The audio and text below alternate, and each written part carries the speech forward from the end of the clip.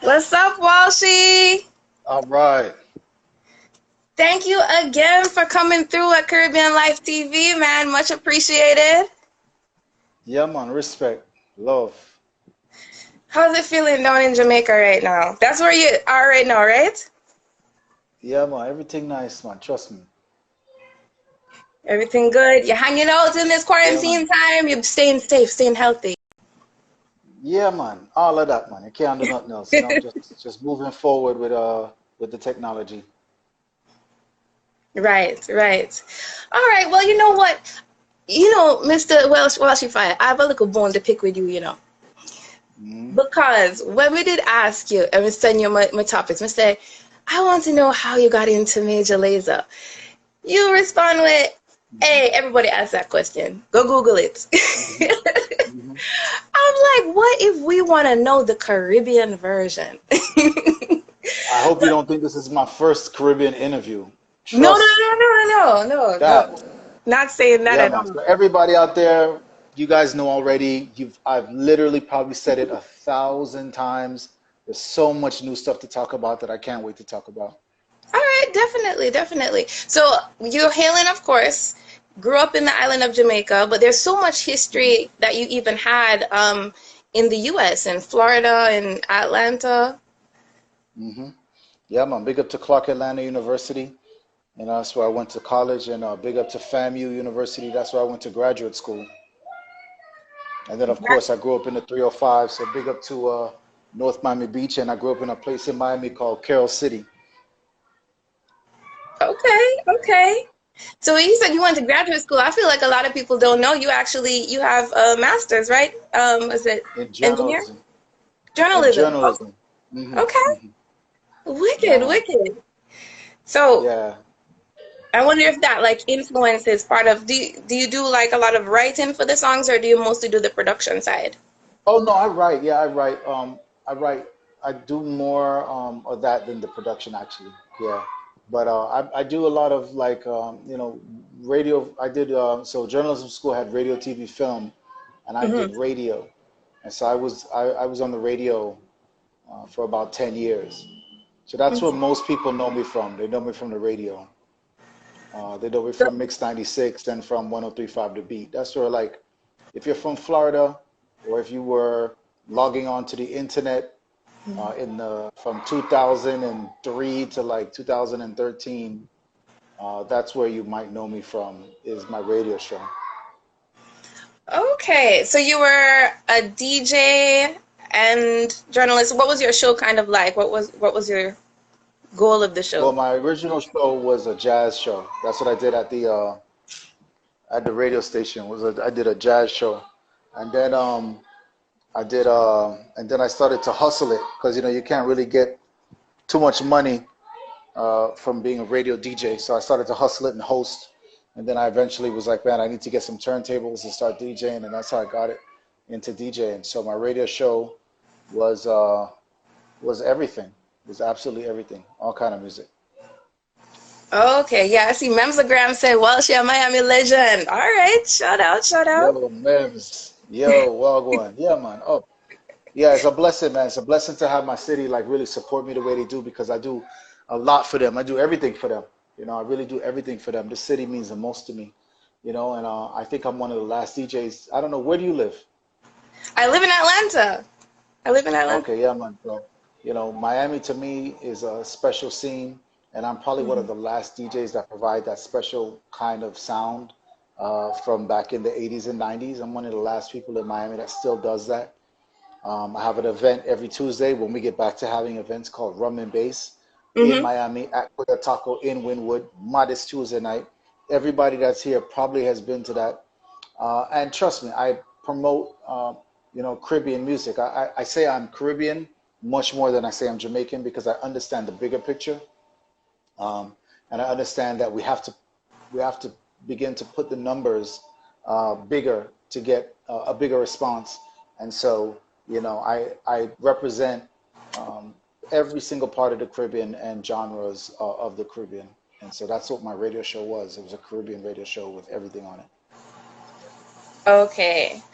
Wow. So do you feel like that was a time where you really kind of started to appreciate different genres and kind of wanted to intermix them into your producing and things like that?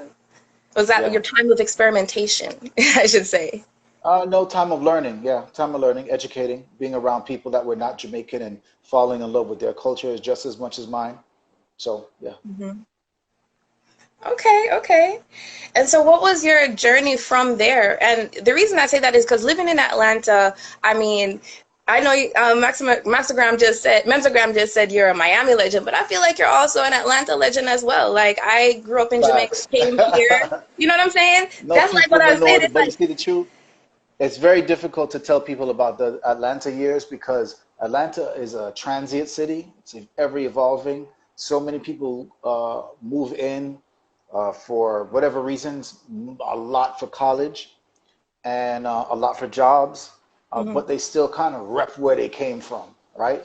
So true. Atlanta is like one of those cities where you never really, you got to really go to Zone 4 to go see like what an Atlanta person look like and sound like. You know what I'm saying? For the most Okay. part, everybody in Atlanta is from another place. And Mhm, so the years that I was there, I would definitely say we did some legendary stuff, man. 1994 to 1998, 99, I lived there. And we really put a stamp on that city, man. We put a stamp on that city. Me, Ja Prince, Philip Five, Skywalker, Selector Princess. You know, we really rose Caribbean culture from a lower level to a bigger level. And so, I hope that people have carried that on. But at the end of the day, Atlanta was not for me. ah, So breaking our hearts. No, I'm yeah, joking. man, Atlanta was not for me. I Okay. could not take any cold weather on any level. I agree. Um, I also found that the summers were an extreme level of hot. But I also think that, just the kind of cultures that were in Atlanta were not the ones that make me the happiest. And when I get back to Miami and I get around some Dominicans or I get around some Colombians and some Haitians, yo, I'm so happy. I'm the happiest person in the world. And so I just went back to a place where I could be like my happiest. Mhm. Mhm. So I Wow. ended up going back to Florida and doing grad school in Florida. Yeah. Yeah, man, because I mean, even from my experience of moving here, like your name and your that journey that you had here in Atlanta is like interwoven into the Caribbean culture history here in Atlanta. Like Yeah, I man, it didn't, has to be because we really put our work in, man. We worked 7 days a week on promoting Caribbean music. We were on the radio on WRFG with Jason Skywalker. right? Um, I was Shout on out the to radio with Jason. yeah, man. I was on the radio with Glenn on WCK, which is a Clark Atlanta station. I don't Yeah. think Glenn is there anymore. I was, I used to, yo, you name it, man, we did it. We did it. We did it. We did it for the love, from Atlanta Carnival, growing it, to everything, man. We really put Caribbean culture in a space that was really just Black American. It was a really Black American space. Right. And then if you kind of get out of the perimeter, you end up in this weird white American place, and you're just like, yo, what just happened? You Yes. know? Yeah, And then of people think course, Atlanta is so black, but it's like, oh, it's mixed, not like Miami is, but yeah, like you go out the perimeter and it's different than Real yeah, Housewives man, of you go in Atlanta the kind of vibe. perimeter and you're just like, yo, what is this? So I'm just start realizing, yo, go on back to Florida, man. But you've always been known as one to bridge those gaps. So even in because we can't even say, oh, outside of the perimeter is kind of different or feeling because you're in all these different countries, in all these different languages, speaking people that you really bridging that Yeah, gap. that's true. But there was one gap that I never used to bridge, and that was white people. I never knew white people. I didn't really feel with white people. I didn't really have too much dealings with white people. I probably didn't know my first white person until I worked at IBM. Oh, you You worked at know, IBM. I Okay. I worked at IBM in Smyrna after I Okay. graduated Clark Atlanta University, and that was probably the first time I met white people. It was the first time I was really in a minority Okay. because Jamaica is an African nation. Mm. Miami is a multicultural nation. Everybody there is melanated. Everybody got some brown skin. Whatever shade of brown skin, everybody got brown skin. Yeah. Um, Atlanta is.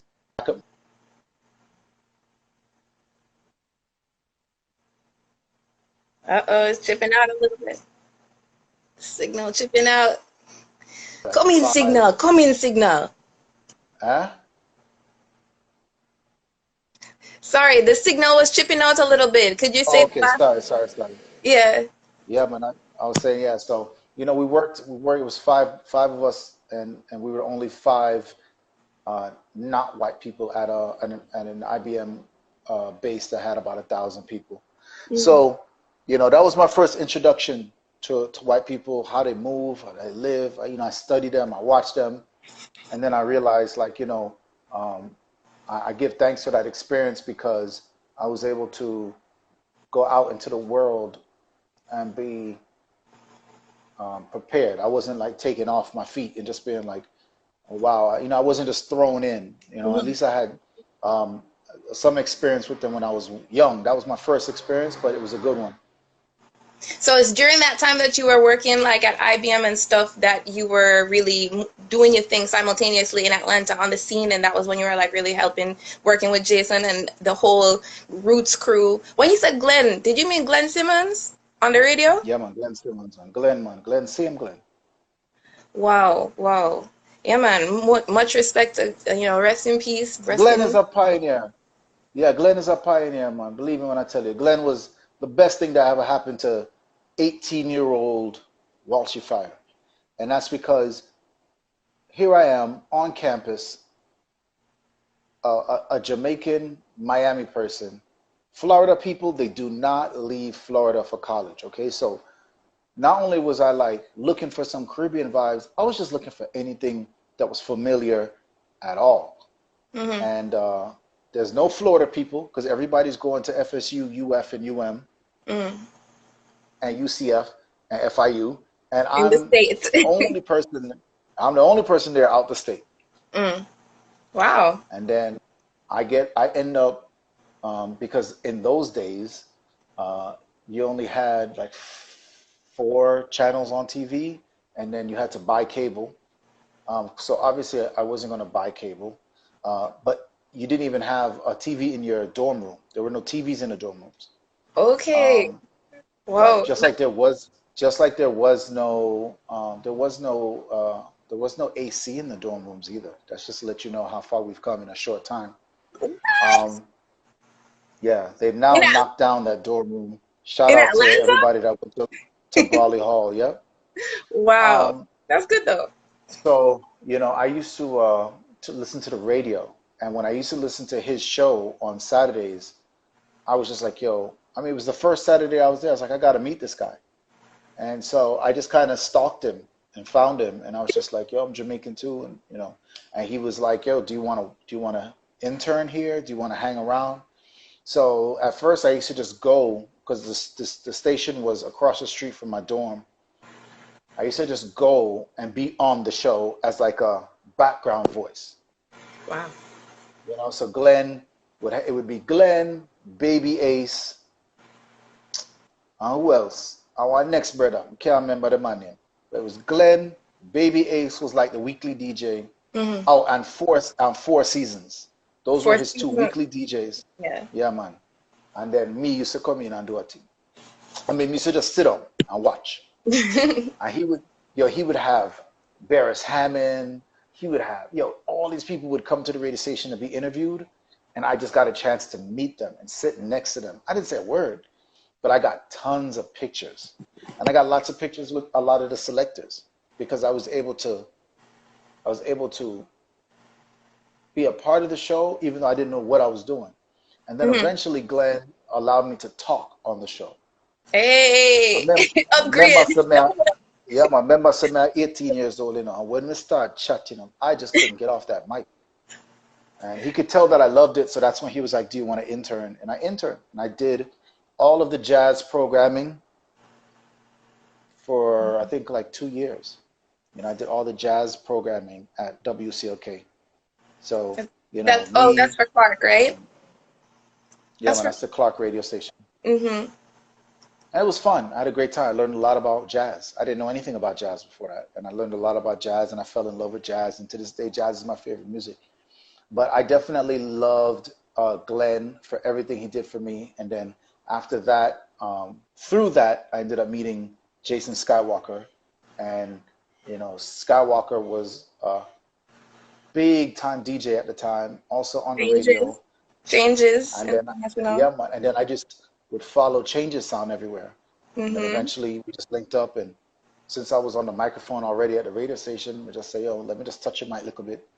And yeah, that's how all that started. Atlanta was awesome, man. I miss it, um, but not really. It was a great moment for me to transition from boy to man. Mm-hmm. It was a great moment for me to learn about being an African. I learned that big time there. You have to remember when I was on campus at Clark Atlanta, you had Khalid Muhammad coming on campus. And for everyone out there who does not know who Khalid Muhammad is, definitely after this interview, YouTube Khalid Muhammad. Okay. Khalid Muhammad was what age range are you? I am dang it. 33 right now. Okay, so yeah, man. So you're not Hmm. remember them thing, yeah. Oh But man, don't to make me feel like anyone, I'm a baby. I felt like I was like, yeah, a dinosaur. I've been around. I know these streets. but but yeah, no, I no, mean that's why that's I'm saying something you that really set the pace. that's something you should definitely want to look up. Khalid Muhammad. Type in Khalid Muhammad on the Donahue Show. Okay. Okay. Man, Khalid Muhammad. Imagine, and after you watch that video of Khalid Muhammad on the Donahue Show, everybody in the chat, and whenever you watch this back, watch Khalid Muhammad on the Donahue Show. And Okay. after you watch that, just imagine that same man coming on my campus into my dorm room and speaking to us. And how you were just in awe. You were just like, I've never seen a black man talk like this. Never seen a black man talk like this. Wow. You had Khalid Muhammad. You had Dr. Malachi York. How many of y'all in the chat remember Dr. Malachi York and the Nuwabian Nation? Okay. Yeah. Malachi York is now in prison. Wow. Khalid Muhammad, rest in peace. You know, um, Dr. Sebi, who now is popular because of Nipsey Hussle, Mm-hmm. but these He were was people that popular we knew before about. Nipsey Hussle because I heard about He Dr. might, Sebi. let me tell you what made Dr. Sebi popular. Left Eye dying. Yeah. That's what Yeah. made That would be Dr. Sebi it. popular Yeah. for the average person. But we were already on that. We were already on that. We were already on that healthy living. People don't know I haven't eaten meat in forever, because I was already in a place. Atlanta did that to me, where it's like I was already in a place of consciousness, And that's what Atlanta did. And that's why I give thanks for those years in Atlanta. It raised my consciousness and my self-awareness to be able to even speak as a man and not as a child, to act as a man and not act as a child, and make Wow. wiser decisions than what I was making when I was in Miami. Because I got around a lot of obstacles, Mm-hmm. in Miami, and even in Jamaica on Malines Road, living in Halfway Tree, selling cassette out in the street. Mm-hmm. There's a lot of obstacles there, Mm-hmm. and I acted like that. I acted into it. But when I went to Clark Atlanta, I'll tell you something, man. It's like I grew wings there, you know. Wow. So when I look back at my life, I realized Atlanta had a low ceiling for what I wanted to do in life, and I Mm-hmm. wouldn't be able to reach. I had already conquered the city, like no joke. Ask anybody. I'm say Corey in the chat. Yo, Yeah. Mr. King with style in the chat. I tell you Yep. about Yahweh Ben Yahweh. Yo, King with style. Enough people don't know Yahweh Ben Yahweh. Wanna look up the man. Go and Google that man. Rest in peace to him too. Rest in peace to Yahweh Ben Yahweh. There are still some Yahweh Ben Yahwehs in Miami. You rarely see them now. You rarely see them. But every now and then, if you drive through Liberty City on a Saturday, you'll see them in their full white, wrap up, wrap up, wrap up, and they're walking around, and they're still preaching. The most famous Yahweh Ben Yahweh right now in Miami is a guy named Michael the Black Man. Anybody out there in Miami? He has a radio show, and fire with them on the blaze. You have to just respect it, even if you don't agree. You know, but knowing Malachi York, and let me tell you something. You see, King with Style. These are the guys that like King with Style. That's in the chat. He's the guy that like made my first couple gold teeth, right? Your first couple But gold teeth? yeah, man, because you know you used to lose them and stuff. So King with Style was the one that would when I think it was 18. 18 is when I met these guys, man, and they were making gold jewelry, gold teeth. And, you know, you would go there and you would get your stuff done. You know, and shout out to Eddie's Gold Teeth as well, in Atlanta. But Wow. oh man, I don't even know what I'm saying is funny. What is funny? I don't even know. I'm trying to be so serious right now. What am I saying that's funny? Gold teeth. Man, let me tell you something. Yeah. Gold teeth. Gold teeth. Who cares about gold teeth? Gold teeth are nothing. Yeah, man, enough gold teeth. See, that's what I'm Yeah. saying. Like, this is a side of you people Corey don't even realize I used to get Eddie. See, Corey's another person that was a living, you see, Corey must living legend in at them time there. See, right now, Corey, cool down. Corey, cool down. Corey, simmer, work, having family, and doing things. But see, in at them time there, Corey, I run the streets hot. And we are on the street hot. And yo, let me tell you something. You see, with me, Corey, and that circle of people used to link up, muddy. Yo, we used to run the place. And that's why, like, yo, after 5 years of being in Atlanta, I just realized this was not enough. I had already conquered it. And like I said before, you can ask anybody that was there, 1994 to 1998, 99, Walshy Fire I was genuinely on top of the city. We had the #1 sound. We were playing out every single night. Which sound were you on? Changes on campus. Oh, okay. Yeah, on campus, we ran campus. So the whole AUC, everybody knows Walshy Fire ran that. I started a Caribbean club organization. I had all my Trinis from over at Morehouse. I had Dagadon and all the Panamanian people. Rest in peace, Dagadon. Then we incorporated all the African people on campus. Like, we started to make this movement. And by the time me ready for left, yo, it was the biggest thing. Anytime you see a flyer, I used to see CSA on it. Ram, Matak, ram, dance, ram. So CSA was meaning just the AUC's CSA? Or it's like Caribbean CSA didn't exist. CSA did not exist before we got on campus. That's a fact. And that's like Caribbean Student Association, that kind of thing, right? CSA? Yes. Okay. Yes, of course. That didn't exist. Wow. No, because, you know, from the time we come, I see a little bit of that already. So that's what I'm saying, as how entrenched, how much the movements that you guys made, you know, really helped to springboard the community. I only heard bits and pieces. Now I'm like talking to the man himself. This is amazing, yo. You know what I'm saying? Yeah, man. But trust me, you know, I think, like I said before, I would say to anybody out there, man, I reflected on my life in 1999. I took that year in Atlanta, and I was living in 5 Points. Nice place, working at IBM, making nice money. And I looked at that moment in my life. Shout out to Off-Broadway Dre. Shout out to everybody in Atlanta, them money. You see, Atlanta, the way how we used to lock the place, I still didn't feel satisfied. Imagine, I have IBM paying me a lot of money, them time there, which is still a lot of money now, but a lot of money them time. I had a sound system changes, playing regular, no weekend, no pass, I wouldn't have 2-3 days. I had a radio gig with Glenn, so I was getting popularity. And then I had, and then I was an RA on campus. So I was a well-known person on campus, right? So it was like I had an army of people. And I didn't feel satisfied. I was like, yo, this is whack. This is whack. So I was like, yo, if I'm gonna do this for real, I gotta move to New York. So 1999, I moved to New York. Me and Dagadan lived with each other in Canarsie. Rest in peace to my best friend, big him up. And we did it like from ground zero. I landed in Brooklyn with nothing, nothing. Nobody knew me. I left all of that money and fame I had in Atlanta, left it all, and jumped out the window and moved to Brooklyn just because I knew my talent was better than where I was at. Atlanta was just not it.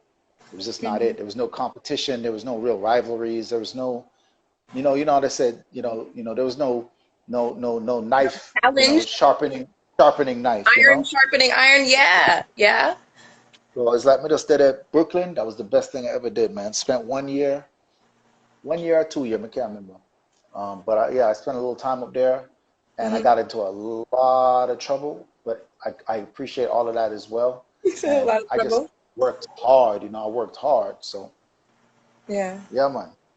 So you were doing sound clashes and stuff like that when you were on Changes? Was that when you first started doing? Yeah, man. We used to clash. The first song me clash was Capricorn. Kill Walshy Fire. I tell him. And I lost to Rudy International. Big up Rudy Wow. International. That was a big clash for Atlanta in those days. Changes in Rudy International. Because when you would go up to Redan, Rudy International ran Redan. I'd fit in place that the whole of Redan. And for the next place, Litonia. Let me tell you something, man. Them man there, yo, Philip 5 is alive. Big up Philip 5, man. Philip 5 used to pick us up in a lotto van. It'd be me, a lotto van, which is like a little SUV, but it was filled with lotto machines on the floor. Okay. Modest night. It'd be me, Corey, Daga, Big T.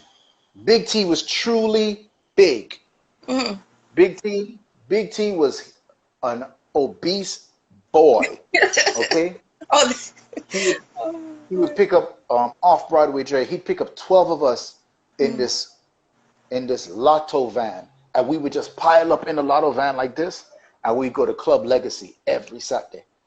I remember the first dance I went to was based out to see Stone Love in Legacy. It was Legacy. It might have been Legacy. First dance. It was the second week we got to Atlanta. It was me, Monique, yo, off Broadway J, Trini, yo, Holy Power, Casey, enough of it. Reach out the dance, and the man I tell we say you have for 21 for going out of the club. If you know anything about Atlanta, you know that downtown Atlanta and where Club Legacy was, not close at all. I can't remember the name of the neighborhood that Club Legacy is in. What Corey or somebody tell me what was the name of that neighborhood? I can't remember. Stone Mountain. Oh, okay, yeah. Stone Mountain 40-minute drive, kind of, sort of. Big drive. I remember I said a taxi where I take for up there, Eesh. Yo, reach out the dance, and the man said we can't go in. War. The owner for Legacy come out. Anybody remember the name of the owner for Legacy? Type it in here, man. The owner for Legacy come out. Short guy with a little afro. Say him stuck in the 60s, like one of them on there. Me and Philip 5 used to laugh at that guy all the time, and he was like, yo, but you know what? I think it was really too because we had the girls. We had like 5 girls with us. We took like 3 taxis up. So the man said, yo, if it wasn't the girls that was 18 years old, I could do it, but I can't do it. So boom, we catch some taxis for go back now. Reach on the campus. Everybody looking around as we getting ready to pull up to the dorm, and was like, we ain't paying for this taxi, bro. I just remember KC was in the front, and he was just like, yo. I forgot what signal he said, but as soon as he said that word, everybody ran out the taxi, yo. I felt like, I look back at those times, man, and I think like, yo, man, that poor African guy, man. He drove 40 minutes. Yeah, taxi robber. Yo, man drive 40 minutes Teeth. With a bag of picnic in our vehicle. And the man them just run out left the vehicle, dog. You know? Oh my But them thing God. that we used to do them thing the regular, man. We used to do them thing the regular, you know. Big up to James Bond, bad selector for a long time. Yeah, man. Mega Far Eye, big up.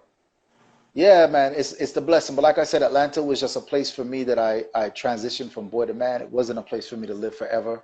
I'll never move back to Atlanta, but I'll always appreciate the times that I had there, and I'll always come back to perform once this quarantine is over. Yes, yes. We'd welcome you back, man. Definitely. So that's what I'm saying. So let's say you go from that Brooklyn aspect, now you're in BK, you already experienced clashing and all of that. So it's like, how did you go from clashing into making like EDM? Like, you know what I'm saying? It seems like polar Yeah, opposite. well, I mean, yeah, man. I just saw it go. We love music, you know. We just love music. Yo, big up to Armageddon. Armageddon want me to tell you about the DC stories. These Bama's not ready. Armageddon, these Bama's not ready for DC, man. So let me start telling you Where did about you go to IBEC. DC? Where did you go to DC? You just So said Atlanta. when I worked at IBM, my last year in Atlanta, I mean, we used to go to DC because Philip Five was from DC. Hmm. Philip Five is an original DC Silver Spring bad boy, and he's also related. He's the cousin of Edley Shine from Born Jamaicans. Hmm. And Born Jamaicans was a top group at the time. Top, them was the biggest thing in the world, biggest thing. And so Philip Five and him were cousins, our cousins, and so we would go up there and we would play with sounds like Emperor sound, which Hmm. is actually Philip Five's family. But me and Ja Prince, yo, we did love the Clash thing so much. Emperor sound is up there as probably in the top five most legendary sounds in America. If you were to like exclude like New York, Hmm. outside of New York, like you have Waggy T, Mikey Faith from Hmm. Texas, Emperor Sound, Hmm. and you got like maybe two more that you could say outside of New York were like legendary sounds. Yo, let me tell you something, man. Yo, big up DJ GQ, man. DJ GQ said he forgot I used to work. Yeah, man. IBM, bro. Um, GQ's like my brother, man. Don't let me start telling you, because you see, after Brooklyn, Hmm. everything mash up. Then I tell you about the GQ story. But DC, man. So we go up to Ibex to play, and me and Ja Prince have it like, yo, Emperor's the top sound in the world. Yo, we gonna clash them. The clash never a bill for no clash. It's a juggling dance. We was like, yo, we gonna clash Emperor sound in their club.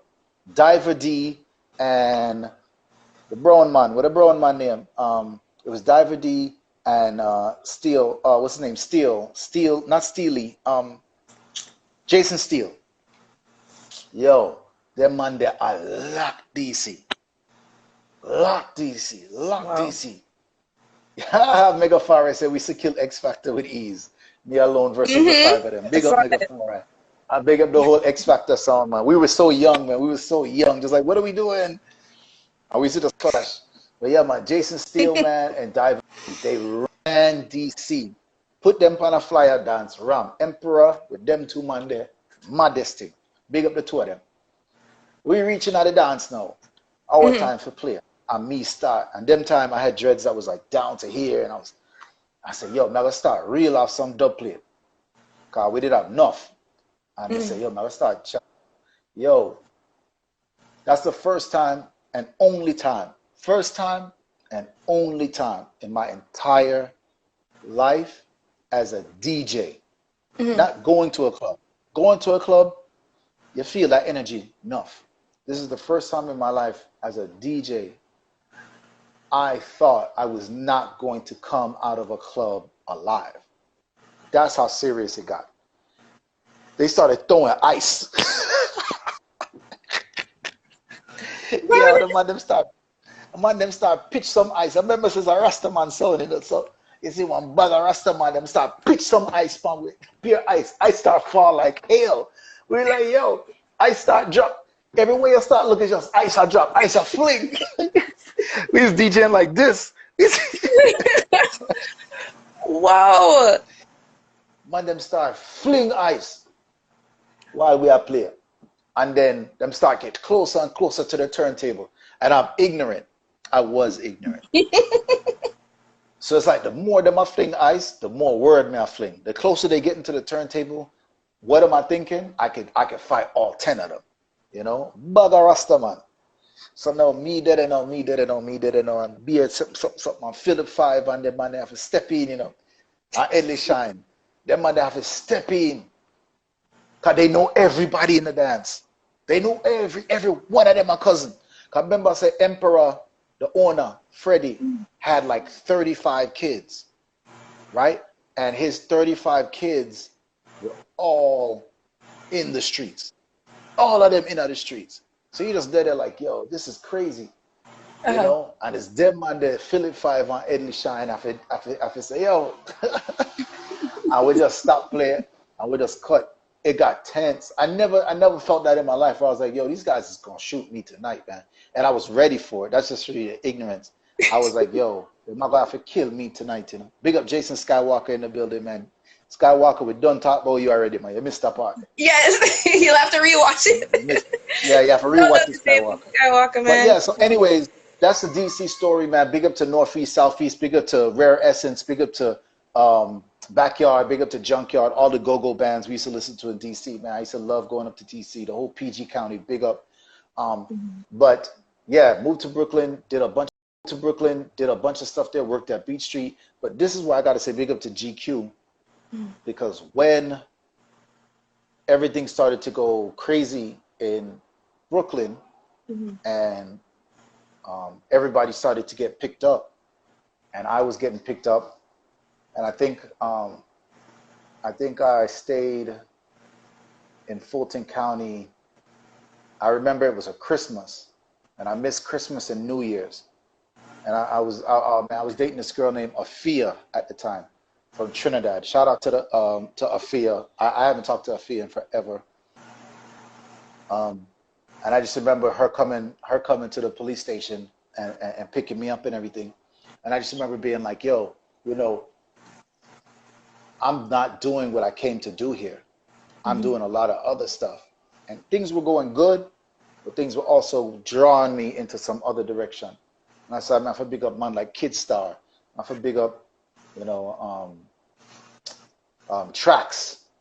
Yo, Tracks, I'm a bona fide brother, man. Tracks from King Feel I Sound. That man there used to kind of be like also on the edge of both sides, you know, when everybody was turning Crip, you know, that man there was working, but also they was in the streets, and that's how we all used to roll.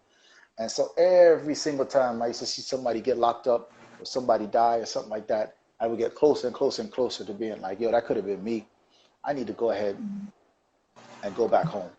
So dropped everything and left. Dagger Don, he died shortly after that. So end up going to my mom's house. I moved back home, back to my mom's house, man, with nothing. And that's where GQ steps in, man. I used to borrow my mom's car with the records and stuff that I had, and I used to show up at dances early and play even though nobody knew me. And GQ was top DJ at the time.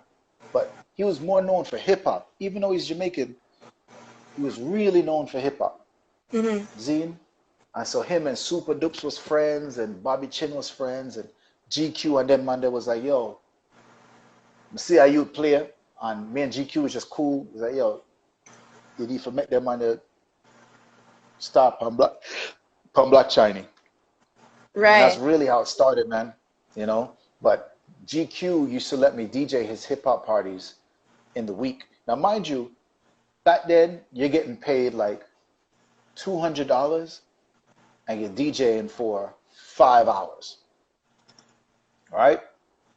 So wow. You get $200 and you DJ for 5 hours. I used to reach there at 9 o'clock, set up set up GQ's turntables and speakers because I didn't have any. I would borrow my mom's car, go to GQ's house in Fort Lauderdale, borrow his equipment, and then I would go and I would set up, and then I would DJ from 10 o'clock till 2 a.m. every Tuesday at a place called Hot Dogs. It was a sports bar. Hmm. And GQ could have ate that $200. He didn't need to send that to nobody else because the work was easy. You just have to play music for people that's drinking. That's all Right. you had to do, you know?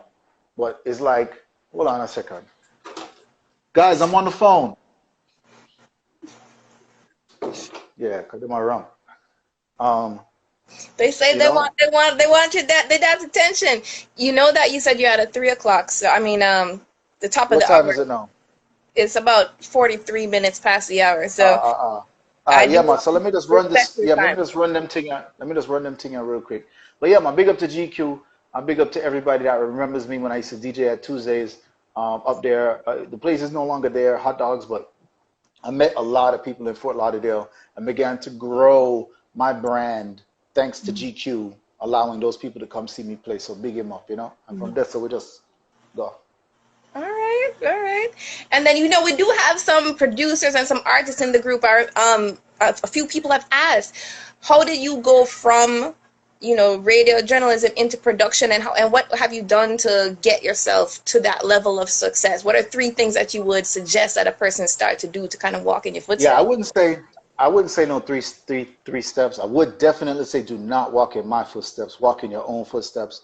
I would also say if you're asking that question, you kind of already ain't like me at all because I never asked nobody those kind of questions. I just went out there and did it. Hmm. So if you're looking for advice, me and you are not the same at all, and that's just a fact. Once I had set my mind to be a DJ, I moved. I moved to Brooklyn. I tried. I got a job at Beach Street, one of the best things I ever did. Yeah, shout out to man say, yo, I won the DJ competition at FAMU. That's a fact. When I got back to when I left Miami and went to grad school at FAMU, they had a hip hop bottle. You know, one of those things where you like scratch and you like do tricks. Hmm. I ended up winning that. And that was my first set of turntables because that's how I won my first set of turntables. Wow. But anyways, yeah, I ain't got no advice for nobody. Yo, live your life. Do what you want to do. You know what I'm saying? You're gonna win, you're gonna lose. Can you Hmm. make it through it? I don't know. I don't really know if you can. I don't really care either. Do you? You know what I'm saying? Yes. I'm not here to lie to y'all. You know what I'm saying? And that's what I think. I listen to a lot of like people that are like, yo, people don't want to put in the work. And that's a fact.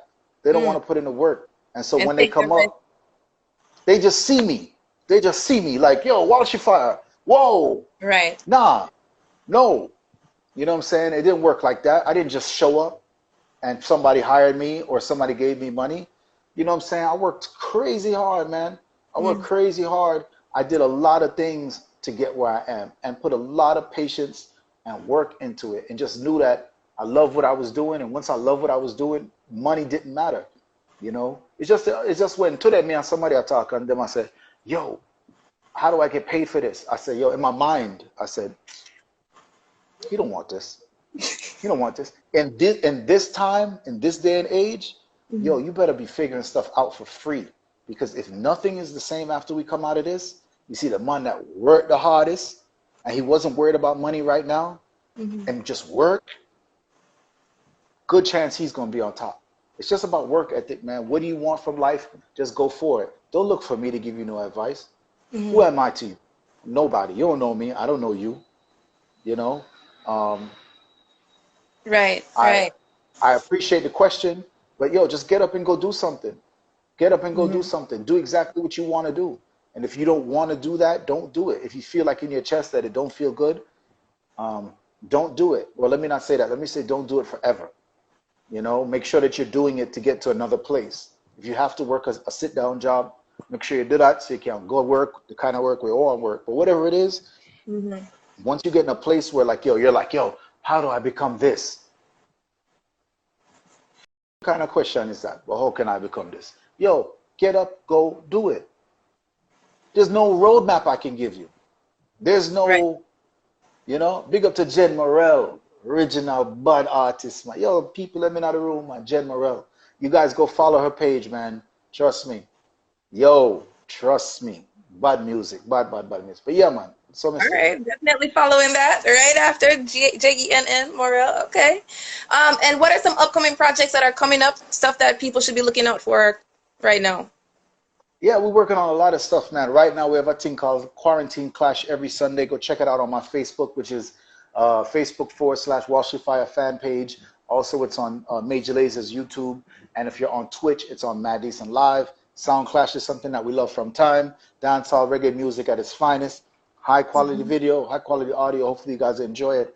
Also, we have something brand new that we're starting on Tuesday called Tune for Tune Tuesdays. Hmm. Kind of hard to say, but yeah, that's over there right now. Tune for Tune Tuesdays. Hmm. So check out my page. I'll be giving you more information on Instagram about that for sure. Definitely. Do we know who's coming up this week? Soon This tell you. Sunday?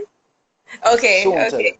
All right, we Yeah, man. gotta follow your page to make sure that we find out about that. All Mad. right.